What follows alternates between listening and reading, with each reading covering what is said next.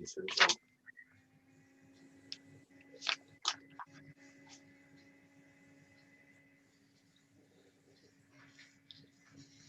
says it's now live streaming. I'll let Tony in as well. I thought you. Oh, Tony Howard, sorry.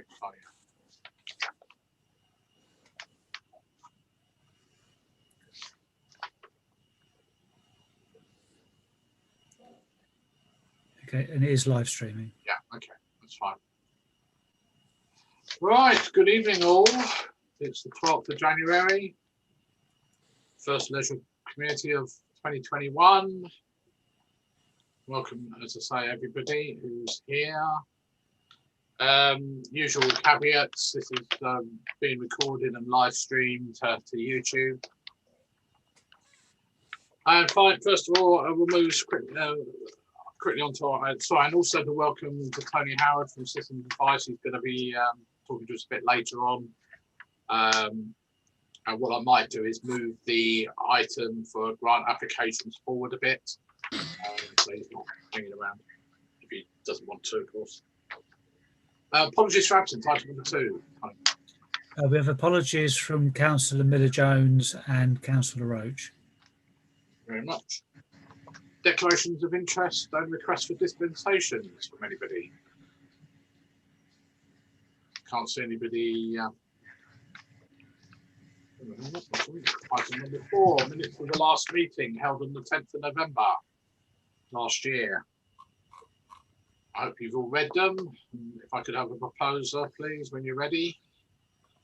Councillor Marks and the seconder, sorry, Councillor Furman. All those in favour, please show. Lovely, thank you very much. Sorry, Joe, yeah, I just caught you.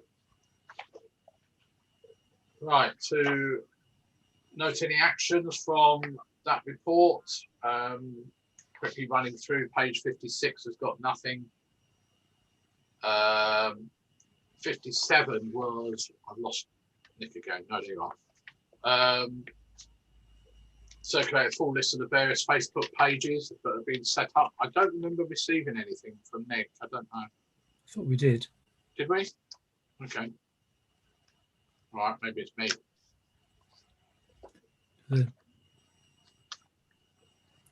Nick wants to confirm or deny that. I thought I saw it. Sorry, what was that? I didn't. On the minutes of the last thing, there was the council's requested that Mr. Keeble circulate a full list of the various Facebook pages that have been set up in respect of projects under the town council. No, I don't. I haven't done that. Sorry, I didn't get the minutes, so I haven't had a reminder. Okay. So, could you note that down, Nick? Yeah. Send it out for us, thanks. So, unless anyone says otherwise, I'm just running through these. Page 57, that was. Page 58. That's only a note for Nick again about if we ever have street entertainers next door to certain stalls on the market regarding noise levels. That's page 58. And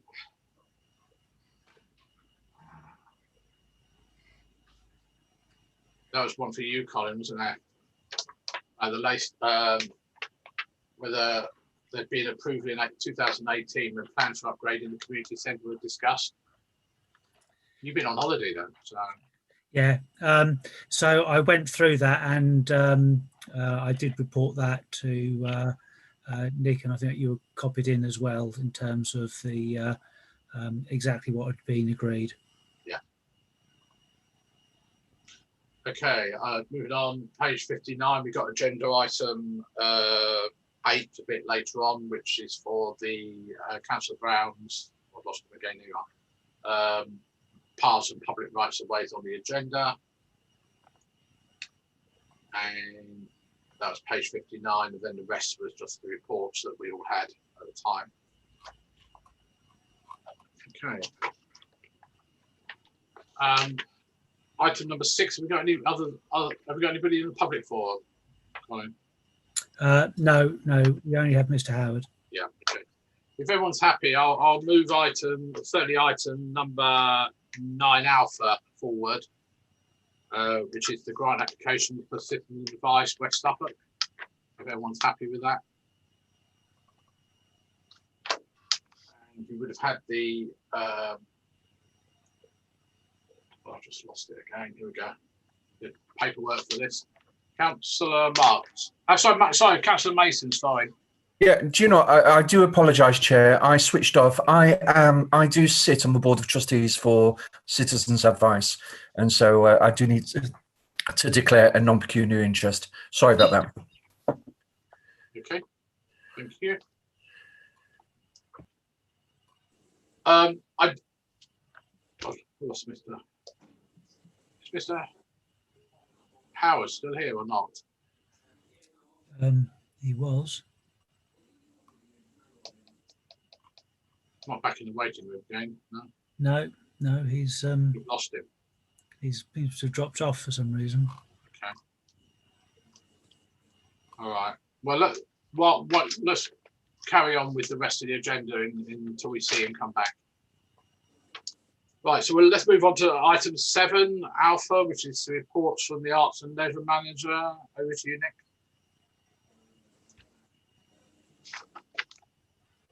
You're muted.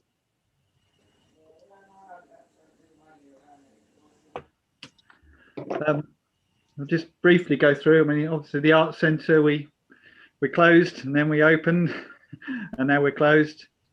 We did manage to get a programme of in. We had 4 films and 10 performances of the pantomime, and you know, the panto was hit a little bit by moving it into Tier 4, where we had cancellations and had to refund quite a large number of people because they weren't able to attend as they had hoped. But those who did come enjoyed a well put together show. I think it was imaginative and entertaining, kind of quite old school in a way, with a magician who had doves and things like that. We got a really good reaction from people as they came out. They were just very grateful to have had some kind of entertainment before Christmas. Most acknowledged it wasn't the normal pantomime, but they'd had good fun, really. One of the most important things, obviously, was the safety of people. We have had no track and trace requests or anything as part of their visits, and people said that they felt safe as they came out, and thanked us for the way in which they were treated. We perfected our way of dealing with people, getting them through the new entrance at the back into the bar, ordering at the bar, and then taking their tuck through to them. It worked pretty well. We did at a time when we had the opportunity to bring lots of staff back. It was someone's law that we had a toothache, we had someone fall off the bike, we had someone get a rash, we had someone else who was unable to attend. So in all, we had 6 members of staff during the court run who weren't able. So we didn't have one shift as rotated. So we were scratching around a little bit, but we got it all covered, and managed to deliver something which was enjoyable.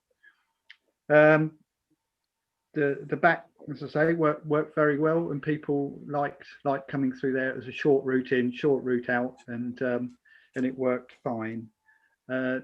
The loos which were put in, we will be returning those. The company who we're working with, who we rent those off, won't be charging us now, but we're moving them out really mainly for insurance purposes. They are a bit more of a risk where they are to both us as the hirer and the contractor as someone who's hiring them to us. So we'll be closing up the gap where the loo is, and then we will be able to put that back in place as and when we get back to there.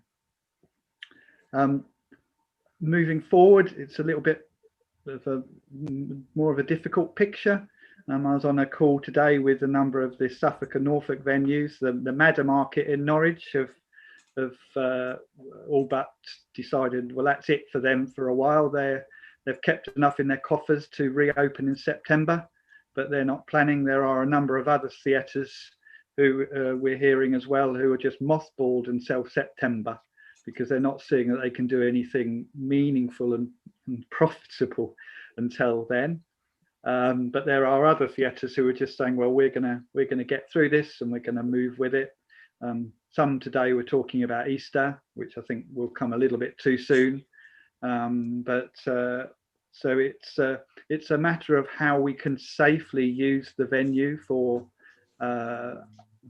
things while the vaccine takes effect, and while we can do that. So what I put in my report was a kind of a provisional way of setting a target of after May half term to get back to some kind of program, but being reactive before that when we can do things safely. Rehearsals are allowed, and so it would be interesting to see if there are, and they're allowed for professional companies. So it'd be interesting to see if there's any local professional companies who may like to use the centre to make some art, to make some drama, or to make some music, which could form part of our programme either later on or streamed. We will actively be looking at what we can stream. Again, today I was talking with a theatre in Lowestoft, who during the half-term break are streaming some storytelling sessions and some children's theatre, which is a good place to start for us. We've got an audience that we know would be interested, and also kids now getting quite a lot of stream things into their lives as well. So that might be an interesting place for us to start to look how we might integrate that in. So that provisional programme on there, as I say, it's a way of just looking forward to see when we might get back to normal. We won't do anything for the moment because we just can't tell what's happening. But we did manage to deliver a safe programme. We know that we can do it safely for the staff and for the visiting artists and for the audiences. So that's given us a really good start to know that we can do it safely. And we'll just keep in mind and in contact with the artists who we know want to perform at our centre when we can get going. So if anybody's got any questions or comments on the Arts Centre side. All right, thanks, Nick. I've got Tony Brown and then Councillor Tony Brown and then David Smith. Yeah, thanks, Chair. Thanks, Nick, for your report. And I know you put a huge amount of effort into trying to get things up and running in the Arts Centre. But going back to a while ago, I did say we should be doing live streaming and of some sort or other. So I'm glad that you're thinking of doing some of that. But I think that we could do much more. Something with some local talent. Let's be a bit creative and inventive, and to try and get people's morale up in town. I'm sure it hasn't got to cost a lot of money. It's just a matter of just trying to be creative and inventive and we doing something. It'd be good. Other people have achieved it. I mean, I think we can do it. Cheers, Nick. Councillor Smith? You're muted, David. You're muted.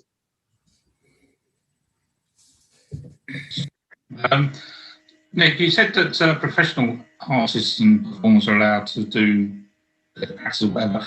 What actually constitutes professional? Does that mean just somebody who it's their only means of income, or can it be like a part-time role and they may work elsewhere in the rest of the time? Or, just wondering what they actually mean by professional. It's a good question, Councillor Smith. It's something which we talked about with Colin when we had the debate about buskers. It's just whether if somebody derives an income from it, is it them doing that for work? But if an amateur band gets paid to do something at a pub, I don't know how professional that is. I think we would, in the first instance, look to see whether there are any local professionals whose main income is derived from making art, and then as the restrictions allow, we just wouldn't be allowed to have amateurs in at the current time, because it would break with the regulations. But as and where we can get amateur or semi-professionals in, then we can look to do that. But it's all about the safety of getting people in and keeping them in the same group and keeping our staff safe as well. We'd love to have, you know, open mic nights, but you'd have to have a separate microphone for everyone that used it, and then clean the stage, etc., etc. So the COVID safety is another limiting factor of what we can actually do. So it'd be a lot safer to be able to get people who are in existing bubbles and existing groups to come in to do this, rather than have it too ad hoc at the moment. But yeah, it's a good question, and I think my answer would be, we would start with those professional groups, local groups who would have stuff ready to go, and then as restrictions allow, we start to work with more local people. Okay. Councillor Lucarini, I think you've got a hand up. Yeah. Thanks, John. The Winter Kingdom, Nick, absolutely brilliant. Great event. One of the most enjoyable events I've stewarded on to date. It was fantastic seeing the kids really enjoying the actors and being able to interact with them. Something we don't really get at the Halloween trail. And well done to all the staff that worked on the night. It was really safe. Went really smoothly. Absolutely brilliant. Just on the live streaming, I don't know if you've seen, but the Regent Theatre in Ipswich, I think it's run by the Ipswich Borough Council.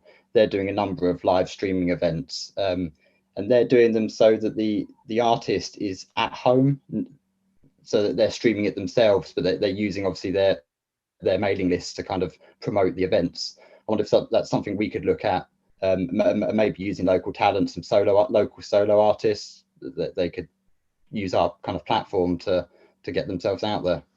Yeah, I think we're going to be looking at all sorts of things, really, in terms of how things are going to work and what people might want to see, and how to engage with them, and which of those are free and which of those are charged for as well. It's just a matter of coordinating those together to work out how they can be put into a program, how they can be marketed, and also how we can technically make that work too. I can certainly talk to people and program it, but I haven't got the technical know-how to make all of that fit into something. Sarah can certainly market it, but we need to make sure we've got the technical buy-in to deliver it when we say we're going to deliver it.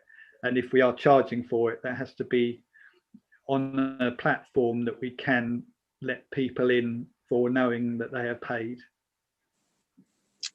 Yeah, I think sorry, just to interrupt, Nick. I think I did have a quick look at that Regent Theatre because it was online yesterday. They're basically using a third-party company to organise the streaming through Vimeo, which is a platform that you can charge for. But I'm quite keen, I think, is actually, let's get people streaming. It won't cost very much money, and maybe what we say is, well, we're just going to stream it for the benefit of the people of Haverhill and elsewhere. I don't think it's about trying to make any sort of money, particularly if they work from home. You've got no staff costs or anything else like that. Talk about in-house stuff, and I think you're right about the May thing. I think it's probably actually very early.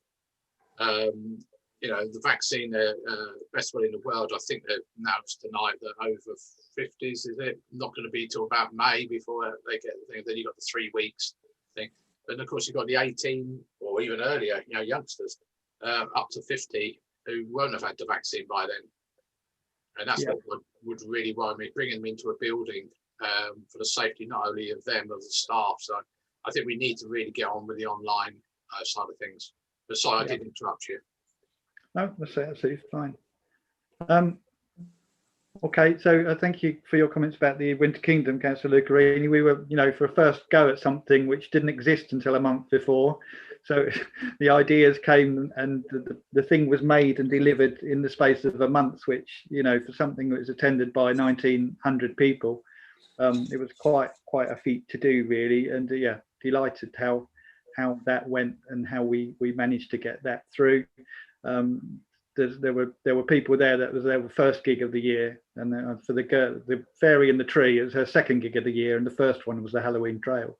So, and she's a very, very well-known aerialist who is big in that sort of thing. So, you know, we actually provided the first two gigs. The other Christmas stuff, we put some street entertainers out. The 2 Saturdays were absolutely miserable in terms of weather, but on that first Saturday when the market was down there, it was a really amazing place to be. Apart from, you know, I felt safe at the same time as it being pleasingly busy, and a lot of smiling faces who didn't really care about the rain. So that was a great day. Street entertainment, there was a feature on that in a blog that I read today about how street entertainment has lifted places. Watford did a really big consolidated street entertainment during the summer, and it didn't necessarily bring that many people in. It was during the Eat Out to Help Out time, but the councils there just talked about how the feel-good factor and putting things into the street where people are really worked for them. But again, the mix we had was nice and commented upon about how that felt safe and entertaining. Sticking with Christmas, the lights scheme, it was much more reliable this year. And our tree, which got so many likes and things like that stayed well. The guy who came to cut it down from the district council said it was one of the finest trees he'd ever seen as he cut it down. In terms of the lighting, there's a couple of issues going forward. One is that the lights themselves were an extension of the previous contract, which is again up for tender this year. And also the infrastructure for it, it's a little bit creaky in certain areas and a little bit old.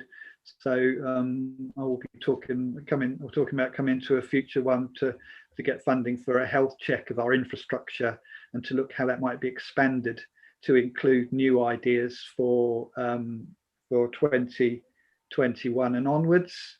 There's even some ideas that we can take from the Winter Kingdom in terms of making our Christmas lights a little bit more interactive for people, which could be an interesting way to go. But that is really for a future meeting. But it was a much more reliable display. There was lots of little petty vandalisms of people would love to pull in the plugs on the lights. It was bizarre.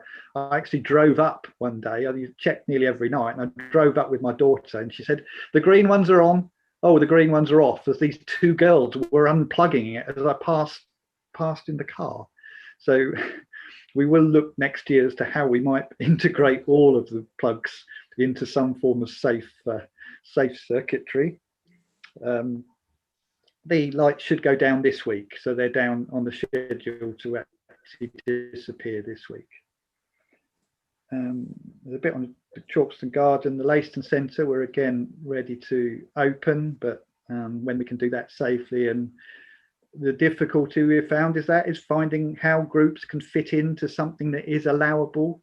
The support network category is very, very loose in terms of what might be a support network. Is the coffee morning or the super lunch, is that a support network? Because they don't fit into any other category that you can do. So we've got to see how we can help those groups fit into a category and do so safely. And the last bit on here really is about future events. Very, very difficult to say, but the guy who did the aerialist, he was the rigger, talked about how he felt that we'd found a formula to deliver socially distanced events safely.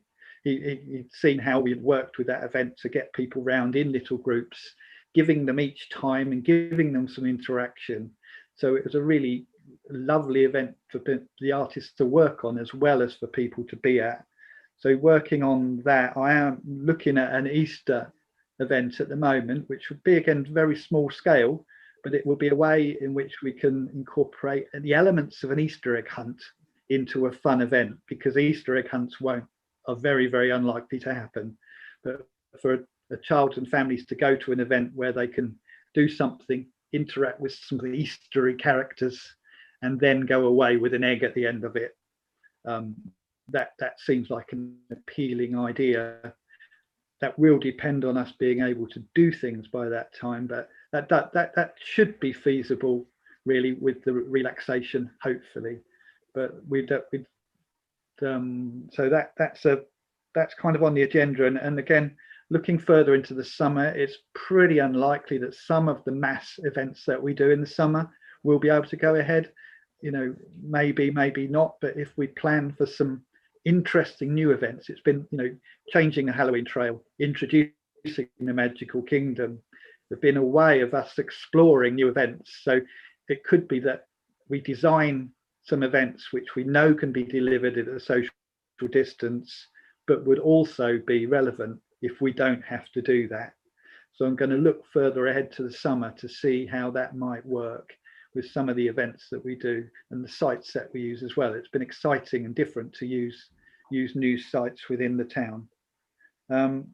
Working with the markets, again, that's really successful. Sharon's built up the markets. She's looking to do those craft days more often.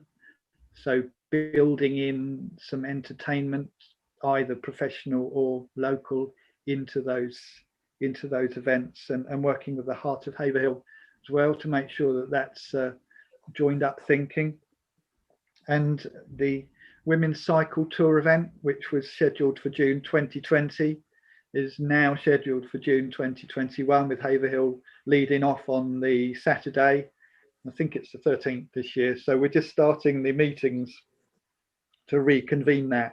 And we had some interesting community projects that we're going to run up into the into that time again. But again, it always seems that we start quite late on that for us to deliver something in June, and it's now January and we haven't had a proper meeting. They're going to have to be quite quickly put together. So starting to think about the summer and beyond as well. Thanks, Nick. Being Mr. Pessimistic, I very much doubt that June event will happen. I can't see us being anywhere near ready to have lot of crowds out there, which is going to be a crying shame. But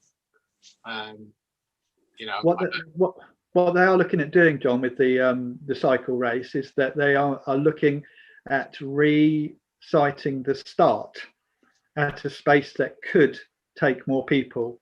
So taking it away from the high street and starting it in a space where people can be socially distanced. So they have got a plan that could mean that, yes, we do this. It is much less focused on the town centre and the shopping and the business aspect, which will be a pity, but they are looking to see how that they can actually facilitate the event by changing the nature of the start, which is where the majority of the people will be. Okay. All right. Okay. I see Tony Howard's rejoined us. So anybody else got a question on that section of Councillor Furman? Just got to say a quick thing about the old market entertainment day. It's fantastic. Done a very good job there. I mean, it rained from start to finish, but the crowds were quite crowded in the High Street. Safe and fantastic. And their kitchen disco raised 300 quid out of it and all. Yeah. Okay. That's it. Thanks, Paul. Anybody else? No. Right. That's it. What we'll do is we'll bring forward again, as Tony's here, item 9 Alpha, which is the Citizens Advice West Suffolk, who you've had the paperwork for, who's put a planning application? Grant application. Grant application into £10,000. So I'll let Tony explain the reasons and wherefores. Tony, over to you. And you're muted, by the way.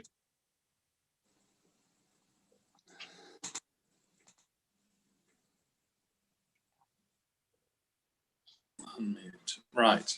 Apologies, first of all, for disappearing like a genie or a reverse genie.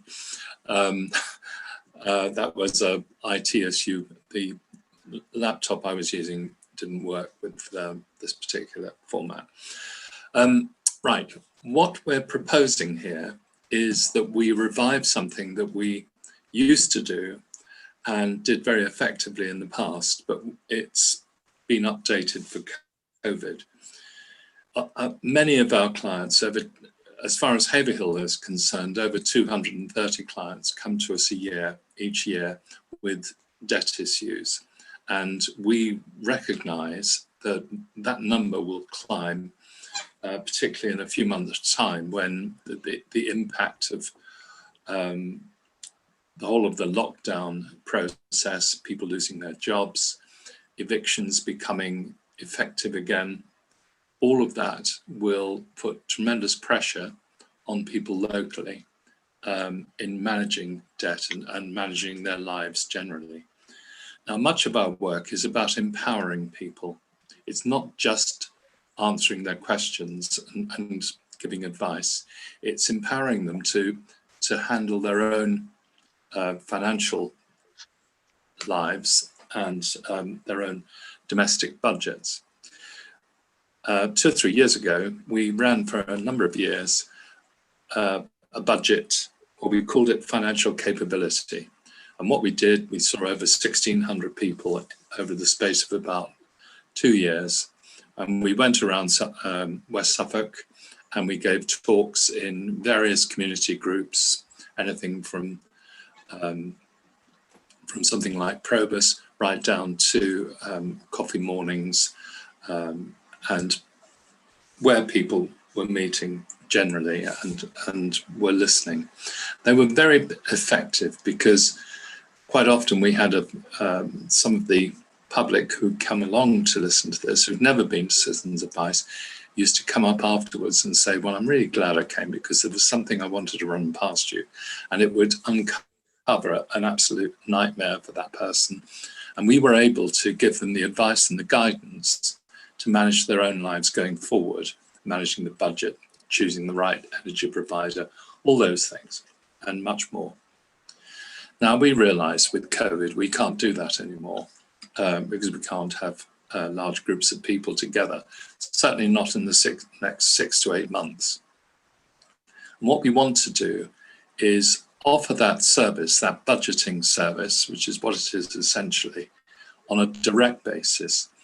All our contacts now with people coming to us, with our clients, is now remote.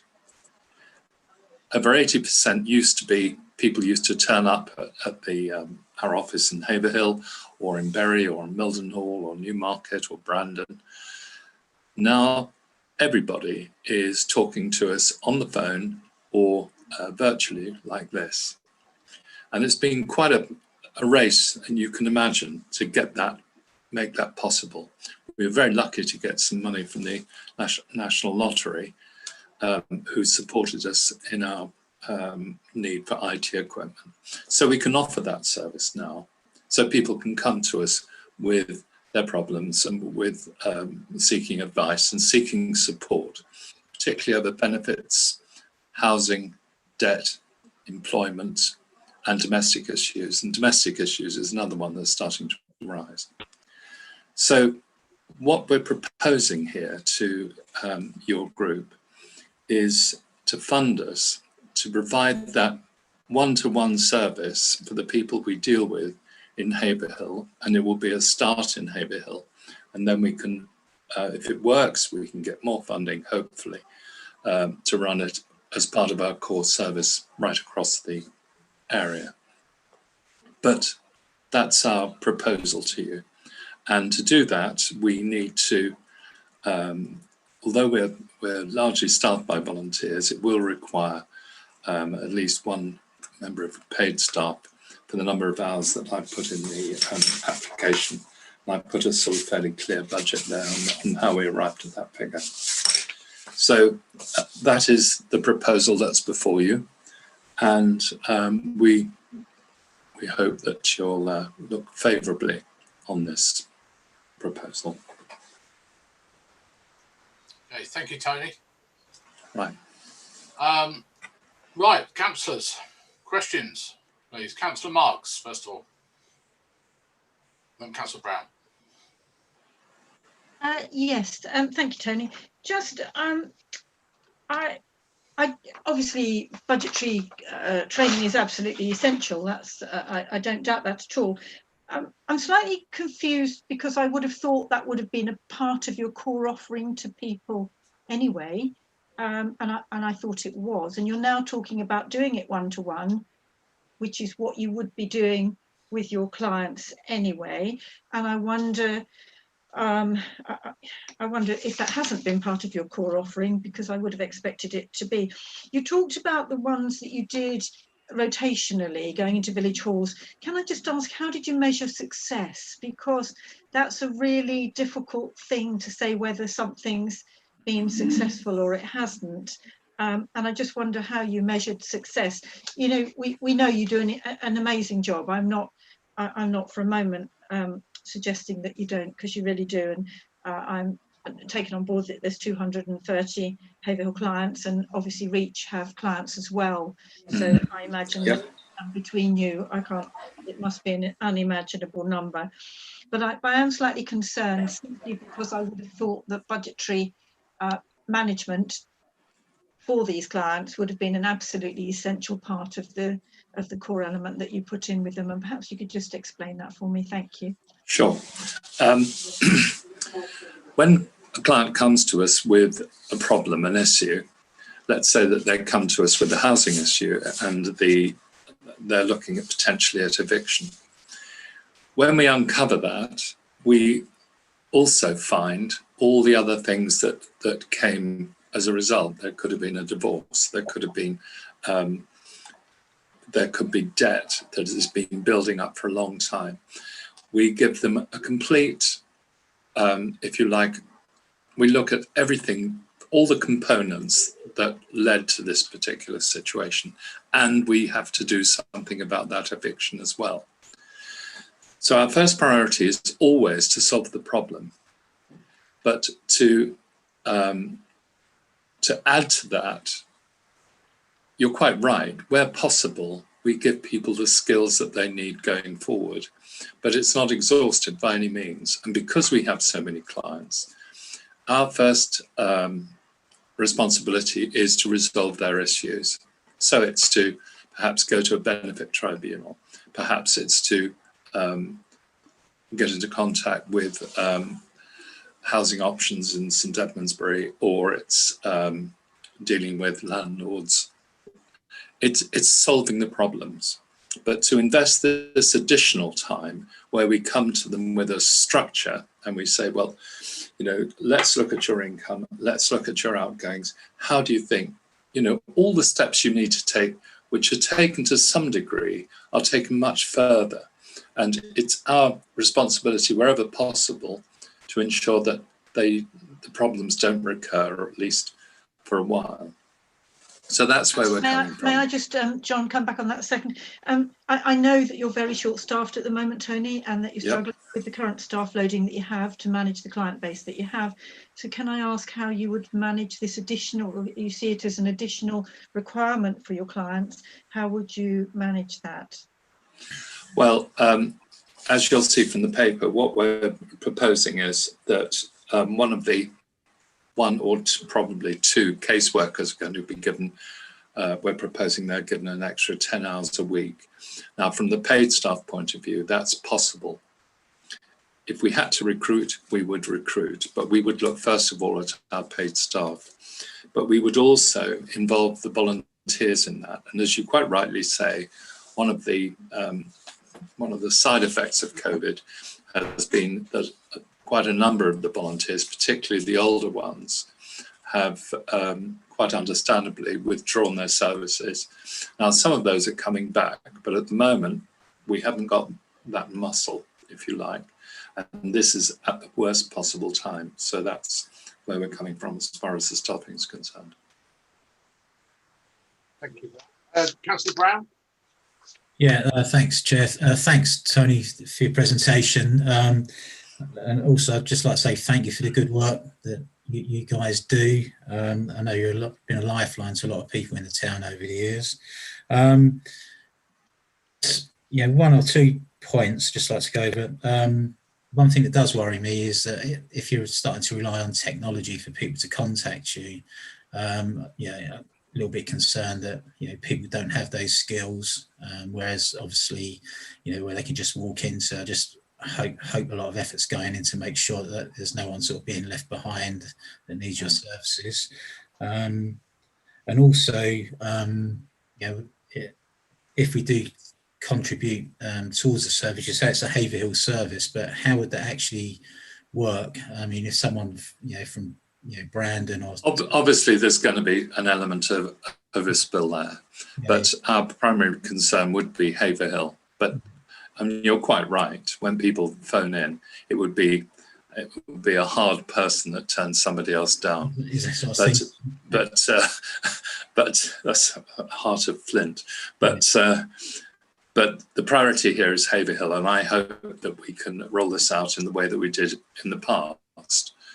The other thing to remember is that we still have, well, we've actually still got the facility, but we're in this particularly difficult stage of COVID at the moment with the most severe of lockdowns. And people coming into the office, it cannot happen. But in the next 2 months' time, as we get back to where we were, say, last September, August, we were bringing clients in. The office has been set up so it's distanced. We've got screens. And where necessary, we will be able to see people, but not in the next 2 months, not until the vaccination program kicks in. Yeah. Okay, Tony? Yeah, thank you. Yeah, sorry. Thank you very much. Tony, that was. Councillor Smith? Yeah, I just want to first of all echo Tony's thanks for your help, your team's help for all they do for the residents of Haverhill. Yeah, it's sticking my throat a bit that you have to come to town council's cap in hand to restore services that we had previously. We are where we are with that, and we have to deal with it. Can I ask you, this funding, I guess, is for 1 year. What about the future sustainability of this project? Where would you expect funding to come from? And also, as was mentioned earlier, do you think you're duplicating what Reach is offering? Well, we do work with Reach, and we're not formal partners, if you like, but we both do the same thing, and we talk with Henry and his team regularly. I think it's not either Reach or Citizens Advice. I think both teams are actually doing what they can to help people in your town. My responsibility, along with a number of other things, is about getting the funding that we need for the various projects that we run. So we go to West Suffolk Council for our core funding, but we have to draw on funding from a number of other sources. And when we get to the end of this year, then we will be, going out and again looking for funding and looking for help. I suspect that if this works in the way that I believe it will, then I think we should be approaching other parts of West Suffolk for the same sort of support that we're hoping from you. So that's where we're at. Does that sort of answer your question? Yeah, thank you. Okay. Councillor Mason? Yes, thank you, Tony, for your presentation tonight. I have the pleasure of sitting on the Board of Trustees, and I must say I'm very humbled by how professionally led this organisation is. They do absolutely sterling work. I did speak to Henry recently, and I was asking him about Citizens Advice. And whilst obviously there is some overlap, there are a number of services that Citizens Advice offer that Reach don't. And I think that, as Tony has mentioned, this is an unusual year. And if ever there was a need or a call to increase capacity to support people, to help them when they're in need, more so now than ever, this is certainly the year to do it. And I think a project in Haverhill with a special nature of our community and, you know, significant numbers of people experiencing difficulty, I think a project like this is certainly worthwhile. Last year, I was hoping that the Haverhill show would have been able to have supported Citizens Advice by making a donation. Of course, the Haverhill show didn't happen. It's unlikely that it's going to be happening this year. So fundraising opportunities for Citizens Advice have been, like many other organisations, have been well, destroyed. You know, there just haven't been those opportunities to raise the additional funds. So I would certainly ask councillors to consider supporting this application, because this notion of added capacity at a time when we've only just really gone into Tier 5, and there is a very strong likelihood of increased difficulties amongst the community. Thank you. Thank you, Paul, very much. Thank you. Thank you, Joe, rather. Tony, I had a couple of questions. I think you sort of alluded to them and probably answered them as well. I'd written down earlier on about other funding sources, but you obviously mentioned there, and it actually shows up a gap in our own application form where we don't actually ask that question from other funding sources. We ask in terms of, have you had anything from the town council, but not necessarily from elsewhere. That's something to take up outside this meeting. I've written down the word restrict to Haverhill on the basis of the comment that was made on the application form, which should the service be successful, we would roll it out elsewhere in West Suffolk. You know, we are a parish council, town council.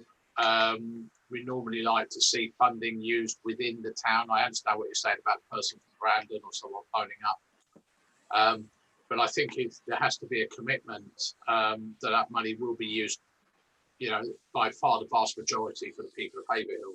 Even if, you know, I know you can't say, well, that call is for, you know, I'm not taking that call, obviously. But we don't want to get into a state that, let's say the people of Brandon, as an example, suddenly take up, you know, 70% of the project. We're left with people suffering. So that was that. The other one I had was one of the things that West Suffolk make a great deal of saying about is that your organisation with Reach and other similar partners take a lot of work off their own officers having to deal with problems.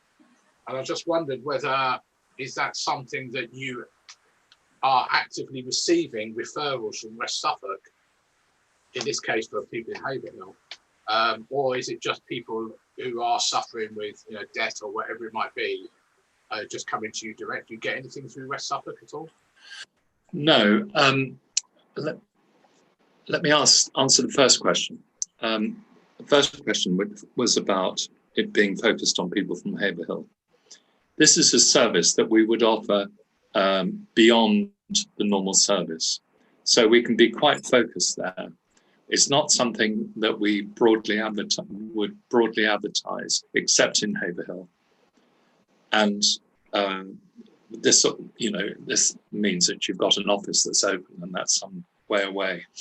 But when we're dealing with clients from Haverhill, we can go that extra mile with this and say, right, what we'd like to do is to sit down with you and talk you through.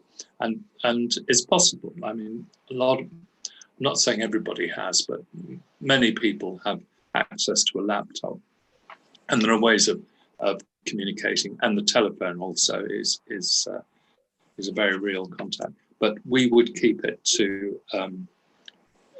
We would focus on Haverhill at this point. I think that's got to be right.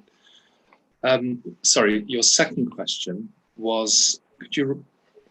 Repeat? I'd written down other funding sources, but you sort of mentioned them, and I do know some of the funding sources. Yeah, so but to answer the question about it was referrals, wasn't it? Yeah, yes, it was. Okay. Yeah, we get some core funding, although it will be dramatically slashed this year by West Suffolk Council. as you're probably aware, because the community chest is significantly smaller. We know that much, but we don't know any more. The referrals we get are almost exclusively from other similar organisations to ourselves. So you talk about reach, but we've got a relationship with LifeLink. We've got one with the Julian Foundation. We've got one with a number, and those are where the referrals are coming from. The time that we do, if you like, touch the sides of a statutory body and the council is with things like universal credit, housing. We work with housing options, but these are, well, the universal credit is a relationship in itself, but primarily our referrals are there are some going with that way, but not that many. Primarily, it's coming from other organisations into us. So it's other charitable trusts and organisations that we're getting referrals from. Right. Okay. No, that's interesting, because I know I have to declare a minor interest with probably Margaret Marks, since we were both on the grant working party that's deciding those community test applications. I was okay. Is there anyone else? Oh, sorry, councillor. Oh, sorry, councillor. Sorry, town clerk. Sorry, got it. Not anymore. Yeah, I just a clarification that there is a question on the application form in section C, budget, where people are asked to identify other income sources from whom and if confirmed, and the application form has 0 against that figure for the other funding for this project. Some good news. I'm able to advise that you slightly overcooked on the employer's national insurance. You've done 12.8% of the total, where of course there is an allowance. So there's about £250 or so saving there straight away, which obviously makes things all a little bit more palatable. So I just wanted to just highlight those two things. Okay. As far as public fundraising is concerned, we haven't made any money at all, as you can imagine. Normally, and I was responsible for that, it's around about 10 to 15,000. This year, there has been nothing. Other income sources from non-statutory grant-making bodies, we've had nothing from Haverhill. We have had a grant, which it's not that I didn't put it down there because I was being deceptive, but rather I didn't think it really applied, for youth intervention, where, including Haverhill, we are providing training for young NEETs who haven't had work and have had difficulties in the past in finding work because of mental health issues. And what we're doing is training them in customer services and training them potentially to be volunteers. But that was all really. So, and that will start very soon. Okay. Thank you, Tony, for that. Councillor Brown again. Yeah, well, I think I've heard a lot from Tony. I think all of us know the good work that Citizens Advice do in the town and the surrounding area. It's the first time that they've been to us, I understand, any grants or anything like that. It's going to be a difficult year ahead, and I would like to propose that we grant the money in full, less the money that Colin identified for national insurance. Yeah, so that's what I'd like to propose. I suggest you go for the round figure. That's Okay. been, Yeah. I know it's slightly less, but Yeah, okay, yeah. that's all right with Colin.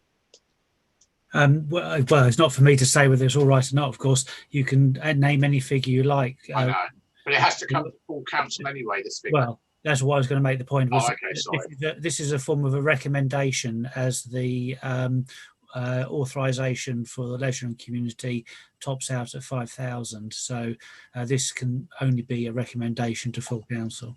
Sorry, I beat you to it. Sorry.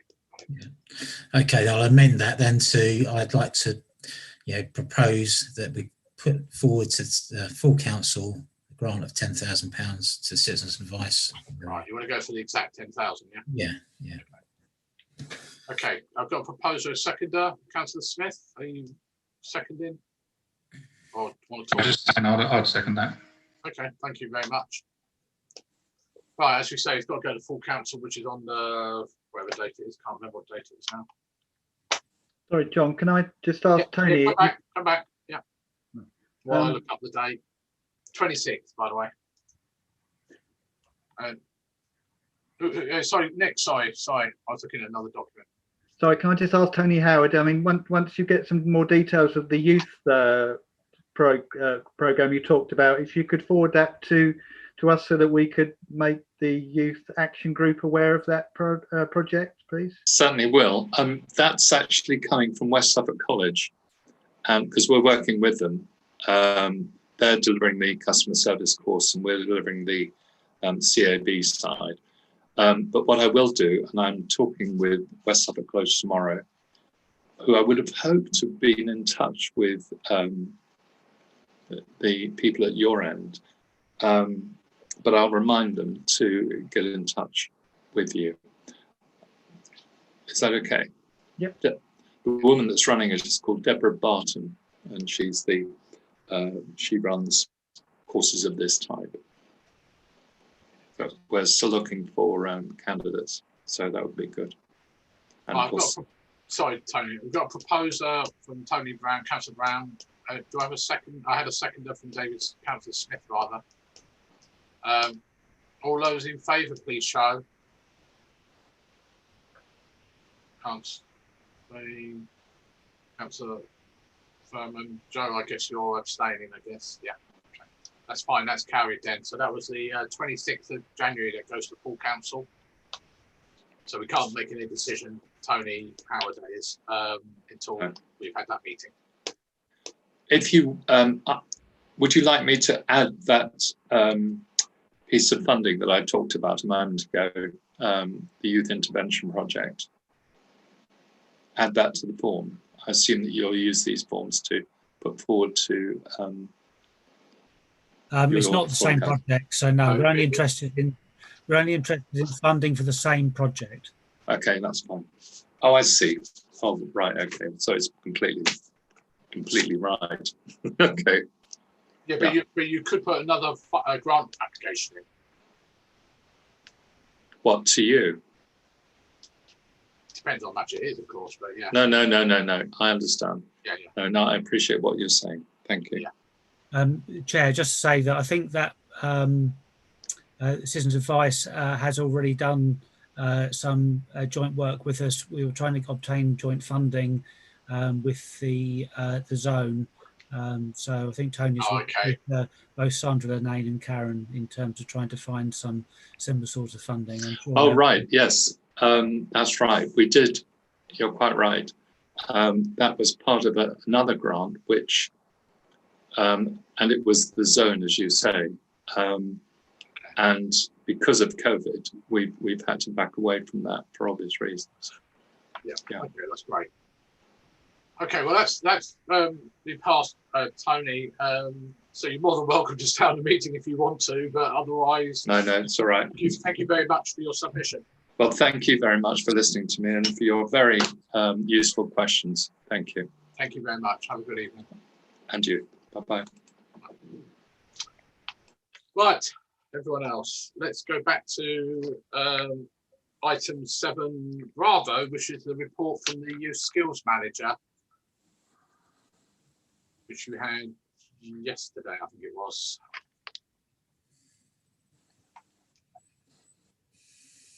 Just trying to find the document again. Have you all seen it, by the way? Just checking.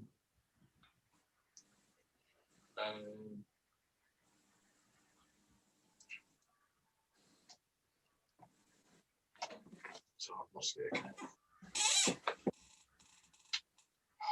So I lost it again as well. Can you put it on screen, Colin? You got it there.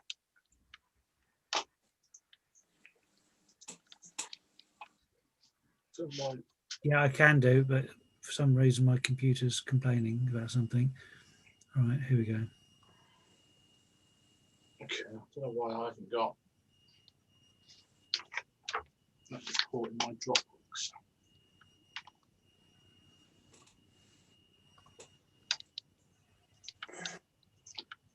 Apologies. Oh, I've got it here. Sorry, I've got it now. Sorry. For some reason it never saved in my Dropbox. You should be able to see that. Yes. Yes, thank you. I mean, as it says, Karen and Dan have been on annual leave and everything else. But even so, they seem to have offered, you know, a lot of support for people out there, youngsters particularly. And I think it is very relevant, the bit towards the end where it talks about statistics. I think that's just going to get even worse. So any comments on their report at all from anyone?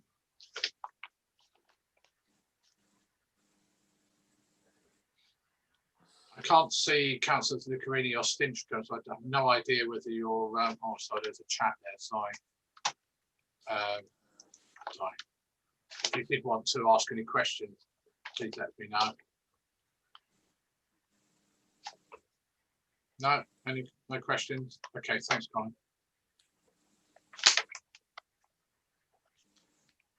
7 Charlie, which is the zone manager's report, which was only sent out probably a couple of hours ago.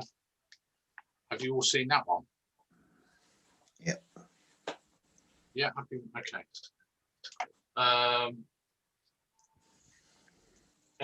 Any questions? Okay, you can get it up. Yeah.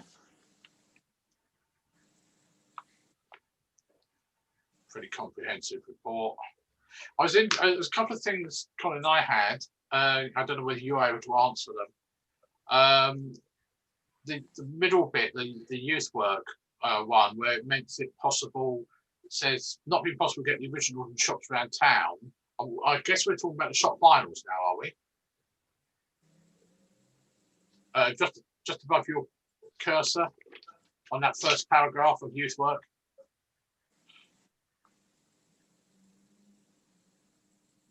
Or is this a complete... No, it's not. It's not connected with the.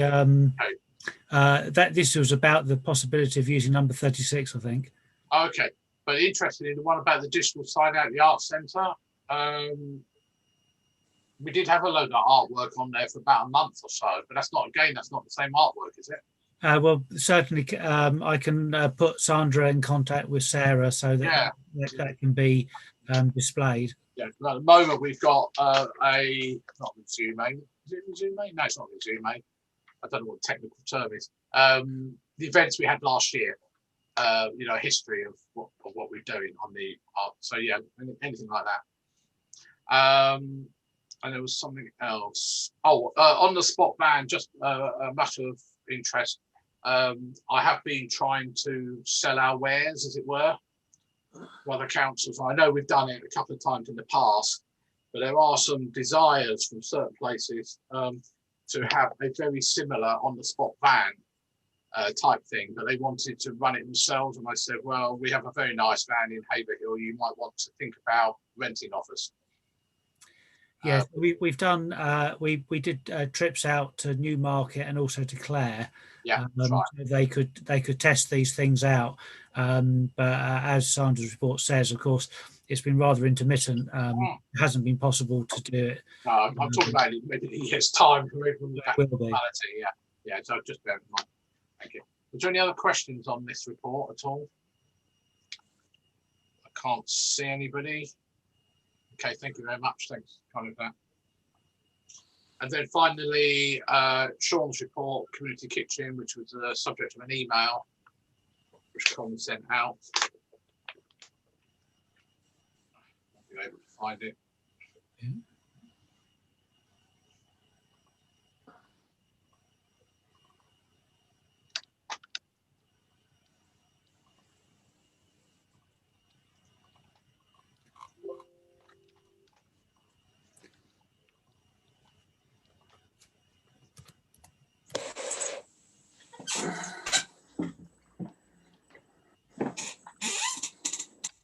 I've got it if you haven't. Yeah, I'm struggling to find it. Okay, well, let me see if I can share it here. It will allow me to. I think this is it here. That one? Yeah. So I'm going to lose people's pictures. I'm trying to.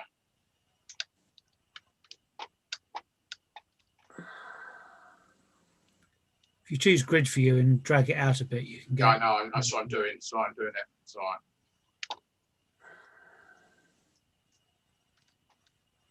Come on, talk to me. There we go. Any questions on Sean's? Councillor Smith. Yeah, I just wanted to mention the Christmas lunch, which I was had the pleasure of attending. It was very well received by the residents there. For some of them, it was the first time they've actually been out and seen their friends for 9-10 months. They were extremely grateful for the opportunity, and as I say, it went down really well. Thank you. Okay, they may be interested to councillors to know that the cost to feed, well, we have 30 people and there was a bit spare to bring home for some people working on the panto the next day. The total cost of that project, if you exclude any staff and volunteer costs, was £46. In terms of a model for delivering community food, then it's it can be done very cheaply and very joyously. Okay. Thanks, Nick. Okay, let me stop sharing that. Okay, I assume no other questions on that. Okay, let's move on to item 8, which is the one that Councillor Brown requested about footpaths and rights of way. So over to you, Councillor Brown. Yeah, thanks, Chair. Basically, this is just to reinforce the good work that Alan and Bruce have been doing on footpaths around the town. And I know it isn't really our jurisdiction, but you know, what I'm hoping is that if we can all sort of sing from the same song sheet and try and do what we can, you know, to push Suffolk County Council to recognise the public rights of way, also you know, West Suffolk, you know, to make sure that the local nature reserve, which basically follows a lot of the railway walk, you know, is enhanced and looked after. As Alan has pointed out, and I've seen it myself, is the you know, with a lot of these things, they set up a local nature reserve walk or whatever, put the signs up, and then, you know, 10 years later, all the signs look, you know, tatty and no one ever maintains it. So, you know, it makes great headline when they set these things up, but you know, it's the maintenance and things like that. And, you know, the only people that are really going to care is us, the town council. You know, we're fighting in a, you know, a bigger pool now with other towns in West Suffolk, you know, for the resources. So, you know, it really, this item is just, you know, basically a reminder for us all, if we can, to you know, fight for our public rights of way at Suffolk County Council and at the district for, you know, I mean, we've got some fantastic resources in the town, you know, the railway walk, East Town Park, etc. And the park rangers and the volunteers do some, you know, great work. But as I say, that there are gaps, and every opportunity that we've got, we should try and do what we can to make sure those gaps are filled in. And I know John and myself, to a lesser extent, have been pushing the district to recognise that they actually own Sturmer Arches. And without that knowledge of and that being written in concrete, we can't get the public right of way over the top of it. And there's been some golden opportunities that have been missed over the years. When Boundary Road and Falconer Road industrial estates were built, you've got a perfect walking path to the back end of that, straight over Sturmer Arches Bridge, along the old railway walk and into the back. That could have been a fantastic cycling and footpath into the back there, and also it could link up with the newer buildings that are now being built where the mounds were, and it's just an absolute crying shame that opportunity was missed. So, but it's still there. So I'm just saying that hopefully we can enhance that. But it really was just a discussion around what we can do to protect our railway walk and enhance it for the future. It'd be good to have some signboards along there in the future. In the future, if West Suffolk adopt SIL, we can start getting hopefully some money together to get some information boards. It'd be great to have pictures along the route to show what was there previously. It'd be great to have some benches, and it'd be great to have a little bit of money to get things looking nice and carry on some of the work that we have done in getting the route improved with some hard standing and such like. But that was the whole idea of what I was talking about. Okay, before I go on to, I guess, Councillor Stimscombe probably wants to speak. I don't know about Councillor Davison as well. Couple of things. Obviously, Alicia and Vicky are working on, or were working on before COVID, benches for the railway walk. And obviously, we fought hard to get money off Barley Homes and Taylor Wimpey to do some enhancements. Also, I just wanted to remind people that the nature reserve that was by the railway walk to the east of Manor Road, behind what was then the Haverhill offices, is now, I can't remember what it is now, is it? I can't remember what it is now. Eyelash Place or something. Was funded and built by Haverhill probably about 15 years ago, but that was it. As you rightly say, Tony, it was all lovey-dovey, as it were, and nothing's really happened to it since. So I personally fully support anything like that. Councillor Stimscombe, I assume you would like to speak? I'm willing to say a little bit about what I've put together on the railway walk within the railway walk's local nature reserve. Confusingly, there are tiny bits of it that are already public rights of way, and I've just done a tot up while you've conducted the rest of the meeting, and I've found 5 separate segments that would need declaring as rights of way. So it's not a trivial job. It's not just one piece of paper. I should think it's at least 5 pieces of paper or electronic forms for Councillor Roach to assist us with if he's able. But also, as John's pointed out, there could be a discontinuity in the link between the the Stour Valley Railway on the north and the Colne Valley and Halstead on the south across the arches. If there's no continuity of footpath, I mean, there is a footpath that's continuous there, but if it legally doesn't exist as a continuity across Sturmer Arches, you can turn my 5 segments into 6 segments, can't you? So it's 6 forms that have to be filled in. So it's a non-trivial piece of work that I'm hoping our fine town clerk or people that know what they're doing will press on with in due course. Thank you. Thank you, Councillor Stimscombe. Before I go to Bruce, it might be worthwhile when we're back to a bit of normality, have a look back at the records office in Bury because there was in those papers I was looking for the railway, there was a lot of talk about then Haverhill Urban District Council buying up and making it into a public right of way. It may never have happened, but I have seen many times, a bit like the Arches, that we all know that it's who it's owned by, but people will dispute it never happened. So, Councillor Davidson. Thank you, Chair. My contribution is quite simple. The railway walk, believe it or not, there's a lot of people in Haverhill that don't even know it is a railway walk. Some people have never heard of it, which I find amazing. And certainly what I want to achieve is that we want to promote the railway walk as part of the various walks that we're trying to bring in.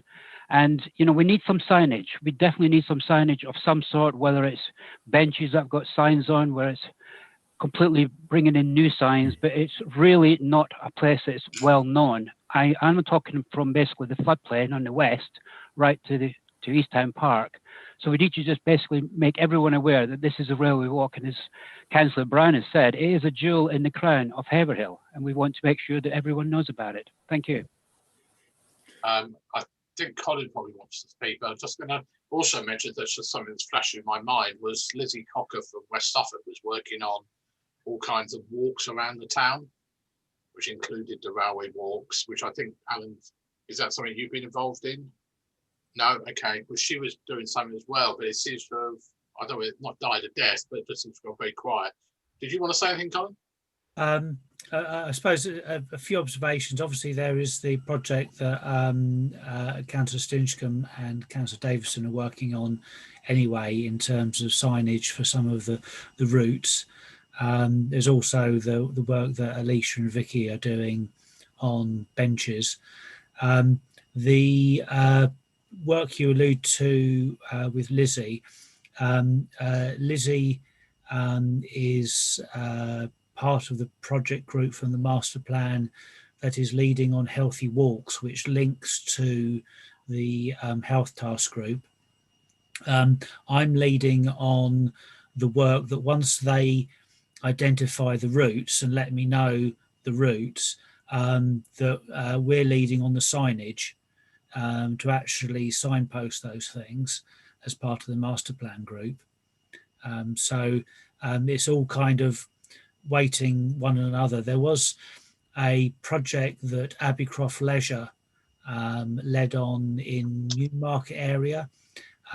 Somebody designed some or identified healthy walks, but I can't remember quite what happened to that person, because they were going to come down and do the same for Haverhill, but that's a few years back, and it never seemed to materialise.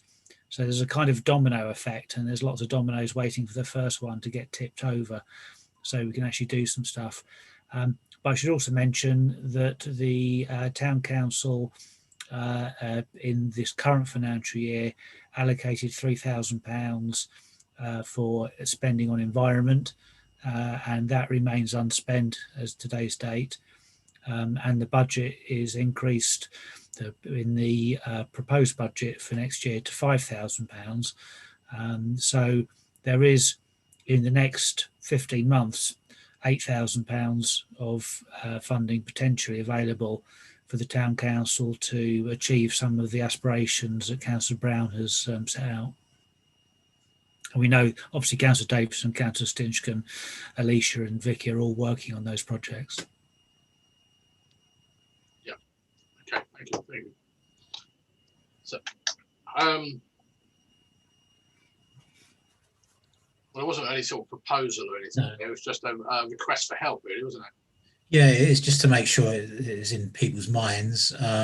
But saying around, the signage, it would be good, to get something, get the ball rolling. I mean, if, Alan and Bruce could take that a little bit on as part of their good work, identify potentially some locations, and let's try and get some signs made as soon as possible, if we can, But I say it would be good at some stage to actually have some information type signs along the route, sort of something where the station was, picture of what the station looked like, just to give people some interest. And Yeah, I was looking through this in the week on Google, and it's meant the Haverhill Railway Walk is mentioned quite often in different other walker sites and things like that. So it does actually bring people in from further afield. So it would be nice to try and enhance that. It's interesting. I've been watching a few YouTube videos of a guy, only because it was location where I was born in West London, where he's following walks that have been around for donkey's years that are marked down there, like I think the London Walk or something like that, which basically goes around the whole of London. Yeah. And it was good because he was showing every so often he would come across a notice board explaining what's there, the flora and fauna or whatever else might be there. I think that's really, really useful stuff. And as you say, the history of the railway itself is good. Okay, that's great. Nick, sorry, you want to speak? Not just appeal for alongside all of these projects to come together, that the thought of marketing it so it almost becomes its own brand. So we talk about signage, if rather than just signs being made, the thought goes in beforehand so that we know that the railway walk can have a logo, it can have signage which is recognizable, that then could become a marketing on a leaflet. So if some Sarah involvement in it in terms of us getting a design for it, if we're going to input and make a thing of it, it really helps if we brand it somehow. Very good idea. I think that's been noted, Nick. Thank you. Yeah. Just let you know, Colin, Paul Furman just messaged me saying you have to leave the meeting at 15:15 to go off to work. Okay, thanks.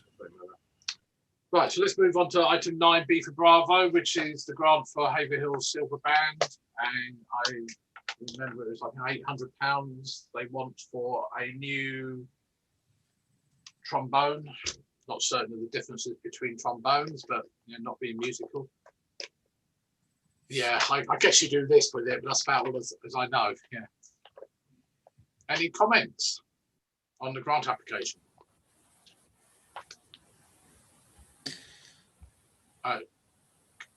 Sorry, I've got Councillor Mason put his hand up. Did you? You're muted, Joe. Yes, if there's nobody with any comments, I'm happy to go straight in with a proposal for the committee to support. Okay, do I have a seconder for that motion? Proposal, Councillor Brown, you want to speak? Yeah, just a quick few words just to say we all know how what an iconic band that is, and they spread the word about Haverhill across the land, so anything we can do to help support them, I'm 100% behind it. Yeah, same here. Ditto, as it were. You do a brilliant job. Any other comments before we move to the vote? Nobody. Okay, all those in favour then please show.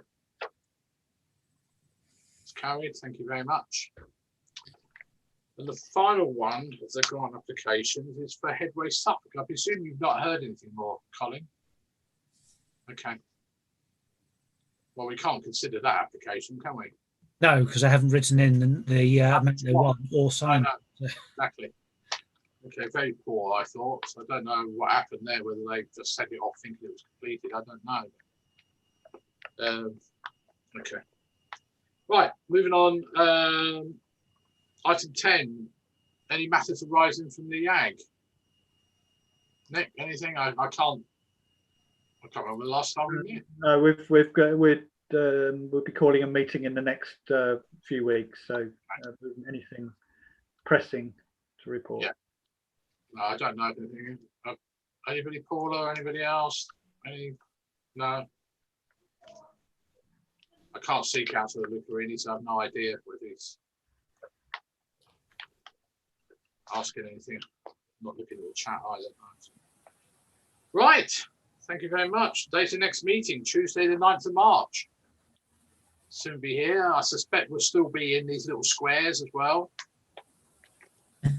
I did notice that Microsoft Teams have got a new version coming out where you're actually going to be able to look as if you all sat in chairs. Like on a, Do you get a throne? Yeah. I was thinking more of that. What was that game show where they stepped in squares, celebrity squares or something, wasn't it? You know, I was on about a white frame. Oh, no. Right, let me close the meeting anyway at 20:25.